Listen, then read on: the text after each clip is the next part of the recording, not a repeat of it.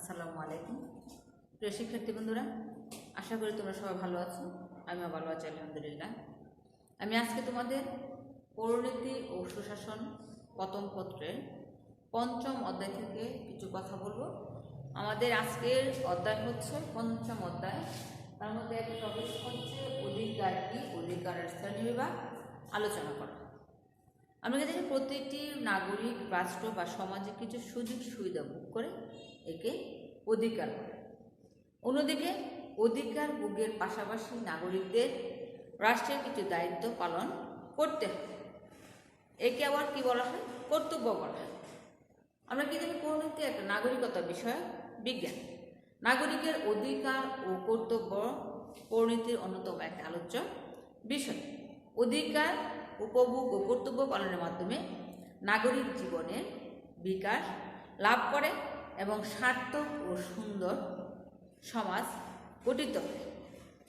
শিক্ষার্থী দেখো, অধিকার শব্দগত অর্থে অধিকার বলতে মানুষের ইচ্ছা অনুযায়ী কাজ করার ক্ষমতাকে বোঝানো।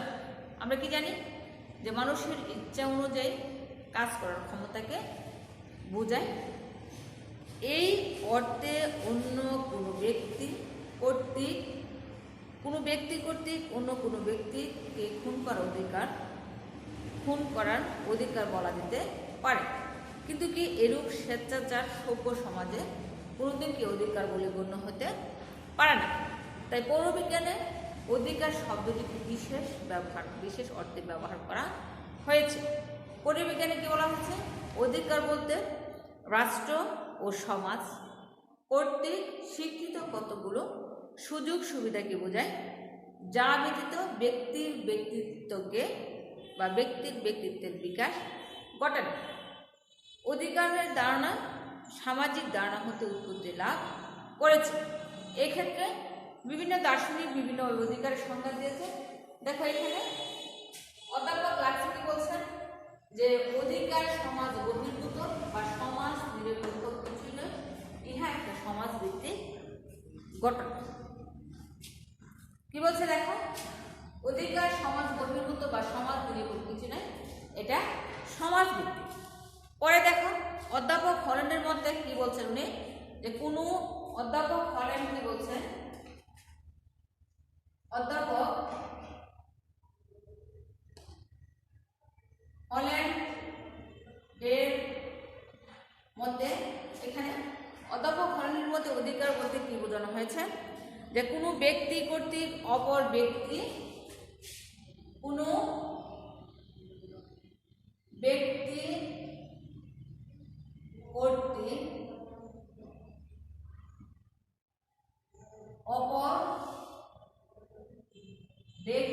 বা ব্যক্তিবর্গের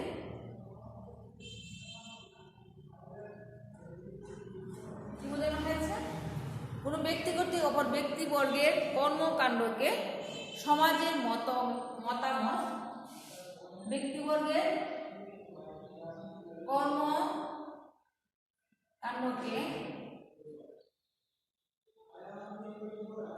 সমাজের মতামত বা শক্তি দ্বারা প্রভাবিত, সমাজের মতামত বা শক্তি দ্বারা প্রভাবিত করার ক্ষমতা হলো প্রভাবিত করার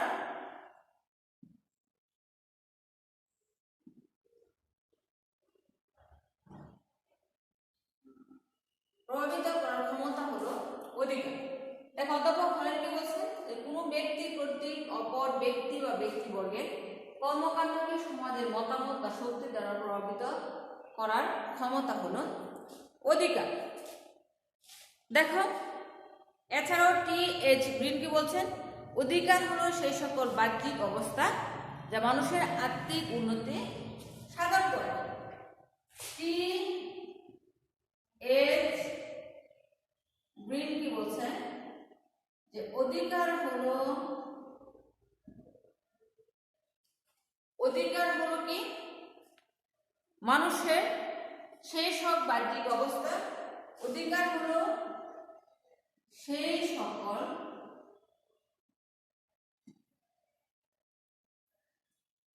বাহ্যিক অবস্থা যাকে মানুষের আত্মিক উন্নতি সাধন করে, যা কিনা মানুষের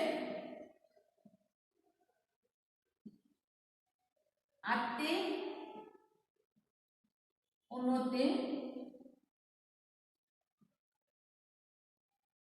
সাধন করে। টিএইচবি বলতে দেখো টিএইচবি কি বলছেন যে অধিকার হলো সেই সকল বাহ্যিক অবস্থা যা মানুষের আত্মিক উন্নতি সাধন করে। এছাড়া দেখো বার্কার কি বলছেন যে অধিকার হচ্ছে মানুষের সর্বোত্তম ব্যক্তিত্ব বিকাশের উপযোগী সেই সকল প্রয়োজনীয় সুযোগ সুবিধা যা রাষ্ট্র কর্তৃক স্বীকৃত ও সংরক্ষিত। এদিকে দেখো অধিকারের উত্তম সংজ্ঞা দিয়েছেন অধ্যাপক লাক্সি। তিনি কি বলছেন যে অধিকার হলো সমাজ জীবনের সেই সকল অবস্থা যা ব্যতীত মানুষ তার ব্যক্তিত্বকে পরিপূর্ণভাবে উপলব্ধি করতে পারে না। কি বলছেন অধ্যাপক লাক্সি যে অধিকার হলো সেই সকল বা সেই সমাজ জীবনের সেই সকল অবস্থা যা ব্যতীত মানুষ তার ব্যক্তিত্বকে পরিপূর্ণভাবে উপলব্ধি করতে পারে না। এই ছিল আমাদের কি অধিকার কি। পরে দেখো অধিকারের শ্রেণীবিভাগ।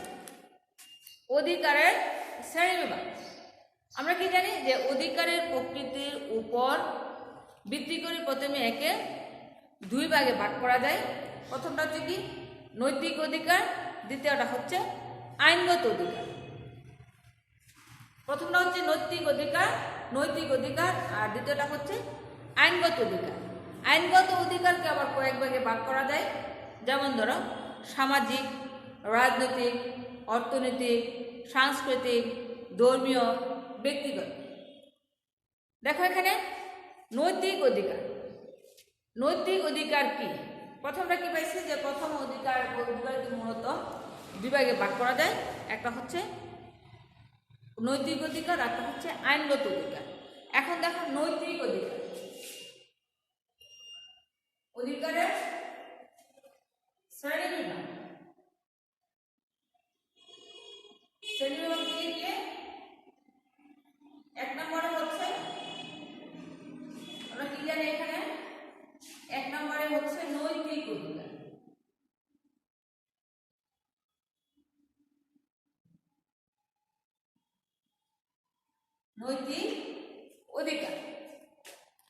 নৈতিক অধিকার বলতে আমরা কি বুঝি?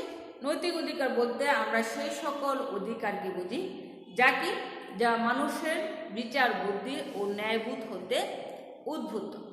সামাজিক নৈতিকতার সঙ্গে নৈতিক অধিকারের সম্পর্কযুক্ত।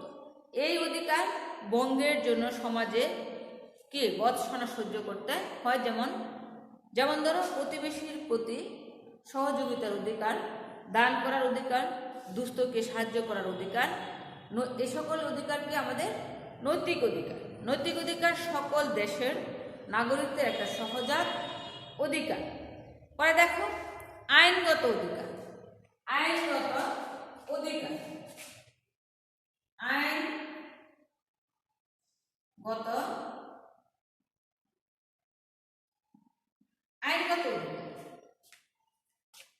কি বলা হয়েছে? আইনগত অধিকার দেখো কি রাষ্ট্র কর্তৃক স্বীকৃত ও বলবৎকৃত অধিকারকে আইনগত অধিকার বলা হয়। এরূপ অধিকার ভঙ্গ করলে রাষ্ট্র শাস্তি বিধান করে, যেমন ধরো চলাফেরার অধিকার, মতামত প্রকাশের অধিকার ইত্যাদি। ব্যক্তির ব্যক্তিত্ব বিকাশের লক্ষ্যে বাংলাদেশ, ভারত, গ্রেট ব্রিটেন, মার্কিন যুক্তরাষ্ট্র সহ প্রায় সকল দেশে এই অধিকারের স্বীকৃতি দেওয়া হয়েছে। পরে দেখো সামাজিক অধিকার। সামাজিক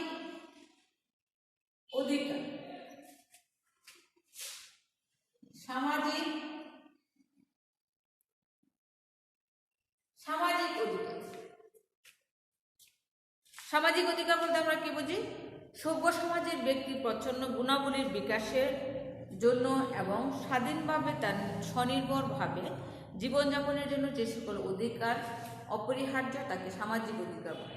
যেমন ধরো শিক্ষার অধিকার, সম্পত্তির অধিকার, জীবন ধারণের অধিকার চলাফেরার অধিকার, মতামত প্রকাশের অধিকার, পরিবার গঠনের অধিকার প্রভৃতি সামাজিক অধিকারের অন্তর্ভুক্ত।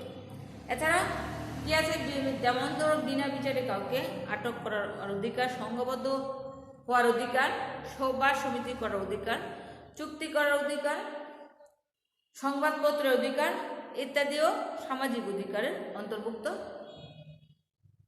নাগরিকের নিম্নলিখিত নাগরিক জীবনের সামাজিক অধিকার। দেখো সামাজিক অধিকারকে এখানে আবার কয়েকটি ভাবে ভাগ করা হয়েছে। অনেক সময় তোমাদের প্রশ্নের মধ্যে থাকে, যেমন সম্পত্তির অধিকার তোমার কোন ধরনের অধিকার, চলাফেরার অধিকার তোমার কোন ধরনের অধিকার, প্রতিবেশীর প্রতি সহযোগিতার অধিকার তোমার কোন ধরনের অধিকার। তোমাদের অনেক সময় নৈতিক প্রশ্নের মধ্যে এই প্রশ্নগুলি থেকে থাকে। এখানে আমরা কি বলছি, যেমন সামাজিক অধিকারকে আবার এখানে কয়েকটি ভাগে ভাগ করা হয়েছে। প্রথমটা হচ্ছে কি জীবন ধারণের অধিকার।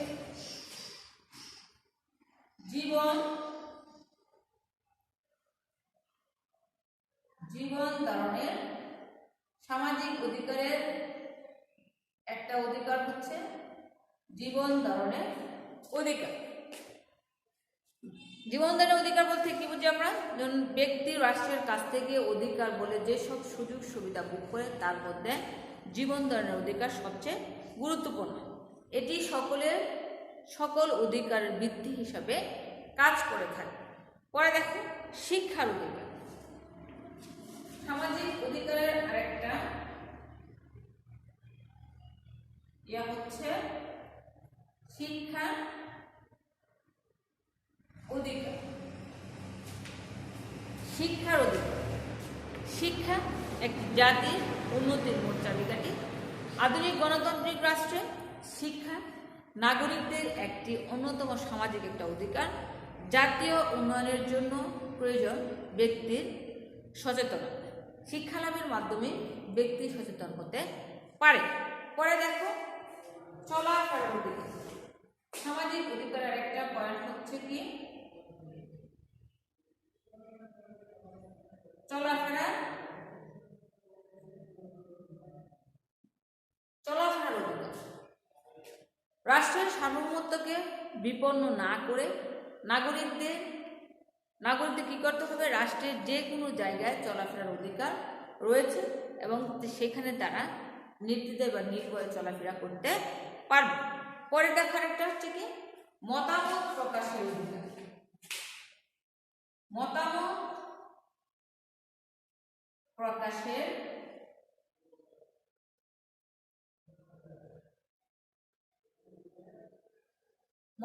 প্রকাশের অধিকার।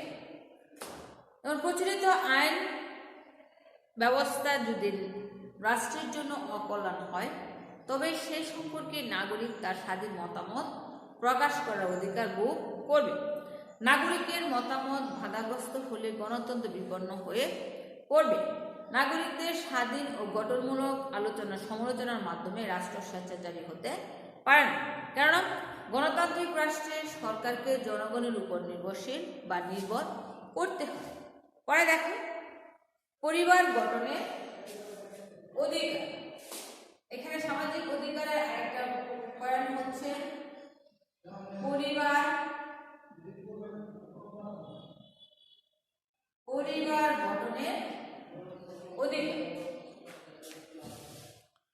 রাষ্ট্রের প্রতিটি প্রাপ্তবয়স্ক নাগরিকদের বিবাহ বন্ধনে আবদ্ধ হয়ে পরিবার গঠনের অধিকার রয়েছে। পরিবার গঠনের অধিকার নাগরিকের একটা সামাজিক অধিকার, অর্থাৎ প্রত্যেক নারী পুরুষ বিবাহ সূত্রে আবদ্ধ হয়ে পরিবার গঠন করতে পারবে। পরে দেখো সম্পত্তির অধিকার।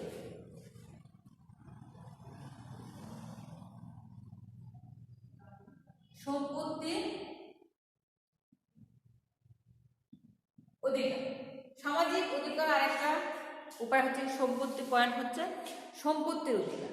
যেমন রাষ্ট্রীয় সীমানার মধ্যে প্রত্যেক ব্যক্তি তার নিজস্ব সম্পত্তি ভোগ করবে। প্রত্যেক ব্যক্তি অন্যের অধিকারকে খর্ব না করে রাষ্ট্রীয় বিধিবিধান মোতাবেক সম্পত্তি ক্রয় বিক্রয় ও ভোগ করতে পারবে। রাষ্ট্র নাগরিকের সম্পত্তি রক্ষণাবেক্ষণের নিশ্চয়তা দিবে। পরে দেখো রাজনৈতিক অধিকার। আমাদের নৈতিক অধিকার, আইনগত অধিকার, সামাজিক অধিকার পড়াটা হচ্ছে কি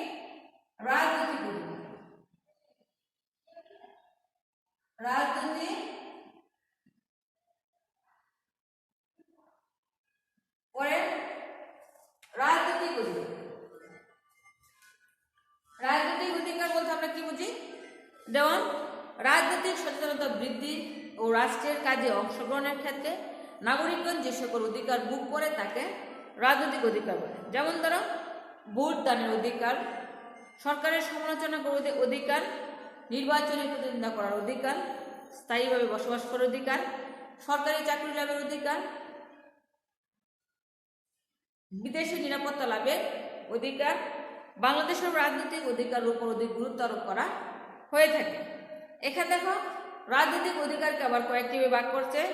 প্রথম হচ্ছে কি ভোট প্রদানের অধিকার। প্রথমটা হচ্ছে রাজনৈতিক অধিকারের মধ্যে ভোট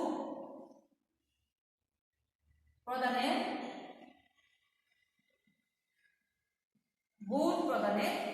অধিকার। যেমন ধরো রাজনৈতিক অধিকারের মধ্যে সর্বশ্রেষ্ঠ অধিকার হলো ভোট প্রদান করা বা ভোট প্রদানের অধিকার। রাষ্ট্রের অভ্যন্তরে বসবাসকারী প্রতিটি নাগরিক প্রাপ্তবয়স্ক 18 বছর হলে যে কোনো স্থানীয় বা জাতীয় পর্যায়ে প্রতিনিধি নির্বাচনে ভোট প্রদান করার অধিকার ভোগ করে। গণতান্ত্রিক শাসন ব্যবস্থায় ভোট প্রদানের মাধ্যমে পরোক্ষভাবে রাষ্ট্র পরিচালনায় অংশগ্রহণ করে থাকে। তবে যারা গুরুতর অপরাধে আদালত কর্তৃক সাজাপ্রাপ্ত, রাষ্ট্রদ্রোহিতার কাজে জড়িত, দেউলিয়া বা পাগল থাকবে, তারা অধিকার থেকে বঞ্চিত হবে। পরে দেখো নির্বাচনে প্রতিদ্বন্দ্বিতা করার অধিকার। নির্বাচনে প্রতিদ্বন্দ্বিতা করার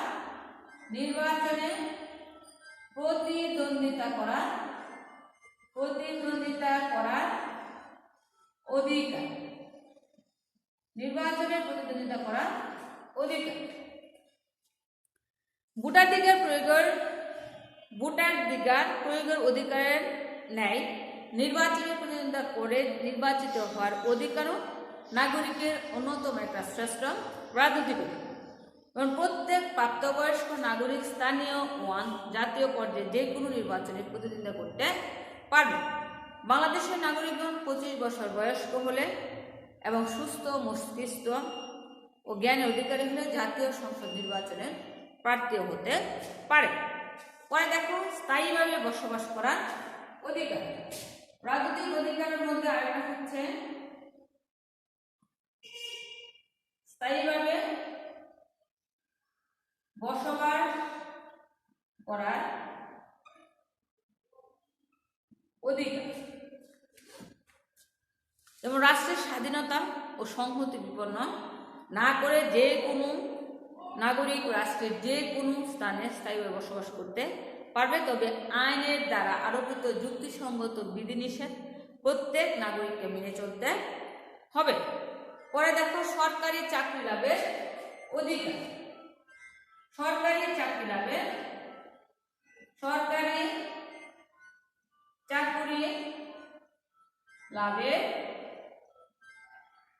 অধিকার। সরকারি চাকরি লাভের অধিকার। জীবন ধারণের জন্য নিজের যোগ্যতা অনুযায়ী সরকারি অফিস আদালতে চাকরি লাভের অধিকার একটি স্বীকৃত রাজনৈতিক একটা অধিকার।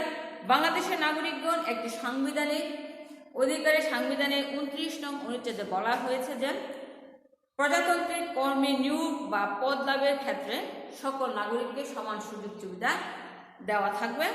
এক্ষেত্রে গোষ্ঠী, ধর্ম, বর্ণ, নারী, পুরুষ বা জন্মস্থানের কারণে কোনো বৈষম্য করা যাবে না। পরে দেখো সরকারের সমালোচনা করার অধিকার। সরকারের সমালোচনা করার অধিকার। সরকারের সমালোচনা করার অধিকার। গণতান্ত্রিক রাষ্ট্রে যে কোনো ব্যক্তির গঠনমূলক ভাবে জনগণের স্বার্থ সংরক্ষিত নয়, সরকারের এমন কোনো নীতি, সিদ্ধান্ত বা পদক্ষেপ ব্যাপারে যে কোনো সমালোচনা করতে পারবে। পরে দেখো বিদেশে নিরাপত্তা লাভের অধিকার। রাজনৈতিক অধিকারের মধ্যে আমাদের একটা হচ্ছে বিদেশে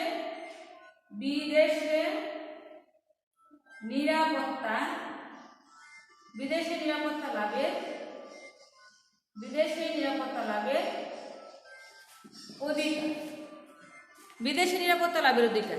দেশের নিয়ে বিদেশে থাকাকালীন সময়ও নাগরিকের সম্পত্তি ও জীবনের নিরাপত্তা দেওয়ার দায়িত্ব নিজ রাষ্ট্রের।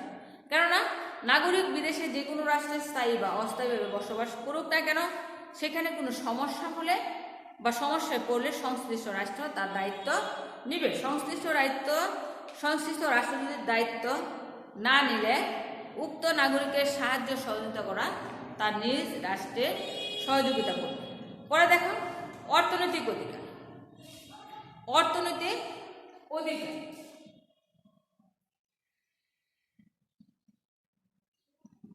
অর্থনৈতিক অধিকার অর্থনৈতিক অধিকার বর্তমানকালে একটি স্বীকৃত নাগরিক অধিকার। অর্থনৈতিক অধিকার বলতে অভাব, বেকারত্ব, পুষ্টিহীনতার হাত হতে মুক্ত থাকার অধিকারকে বোঝায়। যেমন ধরো কর্মের অধিকার, ন্যায্য মজুরি পাওয়ার অধিকার, বার্ধক্য বা অক্ষমতা পাওয়ার অধিকার ইত্যাদি বাংলাদেশের সংবিধানের 34 ও 42 অনুচ্ছেদে এ অধিকার সম্পর্কে নিশ্চয়তা দেওয়া হয়েছে।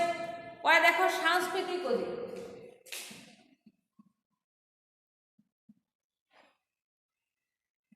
সাংস্কৃতিক অধিকার প্রতিটি রাষ্ট্রের ভাষা, সাহিত্য ও সংস্কৃতি ভিন্ন ভিন্ন। এক্ষেত্রে সংস্কৃতি একটি রাষ্ট্রের পরিচয় বহন করে। নাগরিক তার ভাষা ও সংস্কৃতির মাধ্যমে নিজের অনুভূতি প্রকাশ করে। নিজ নিজ ভাষার, সাহিত্য ও সংস্কৃতির চর্চা ও লালনের অধিকারকে আমরা সাংস্কৃতিক অধিকার বলে থাকি। এই অধিকার বলে ব্যক্তি বা জাতি তার নিজস্ব চিন্তা ও চেতনা দ্বারা নিজেকে বৈশিষ্ট্যমণ্ডিত করে তোলে। ফলে এক ব্যক্তির সাথে অন্য ব্যক্তি, জাতির সাথে অন্য জাতির আলাদা সত্তা জাগ্রত হয়। বাংলাদেশের সাংস্কৃতিক অধিকারের উপর গুরুত্ব দেওয়া হয়। পরে দেখো ধর্মীয় অধিকার। পরে হচ্ছে ধর্মীয় অধিকার। প্রত্যেক নাগরিকের স্বাধীনভাবে ধর্মগ্রহণ, ধর্মীয় আচার অনুষ্ঠান পালন ও লালন করাকে ধর্মীয় অধিকার বলে থাকে। ধর্মকে কেন্দ্র করে এক এক সম্প্রদায়ের চালচলন ও আচার আচরণ এবং বিশ্বাস ও জীবন ব্যবস্থা আলাদা হয়ে থাকে। ধর্মীয় অধিকার একটি গুরুত্বপূর্ণ সামাজিক অধিকার।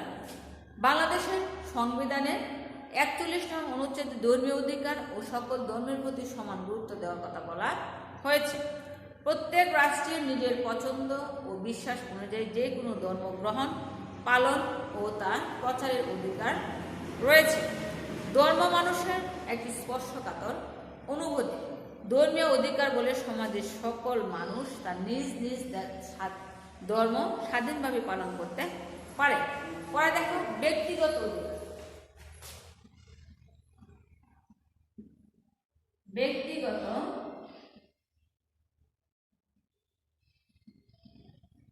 ব্যক্তিগত অধিকার জীবনযাপন ও জীবনকে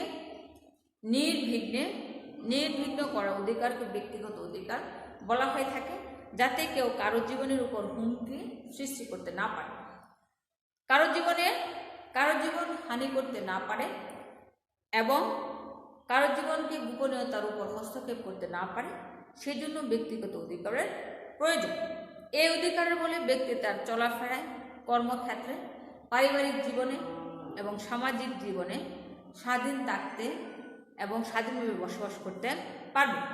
বাংলাদেশের সংবিধানের 32 নং অনুচ্ছেদে এই অধিকারের কথা গুরুত্ব সহকারে বর্ণনা করা হয়েছে। প্রিয় শিক্ষার্থীবৃন্দ, দেখো আমি আজকে তোমাদের অধিকার কি, অধিকারের শ্রেণী বিভাগ এই সম্পর্কে কিছু কথা বললাম।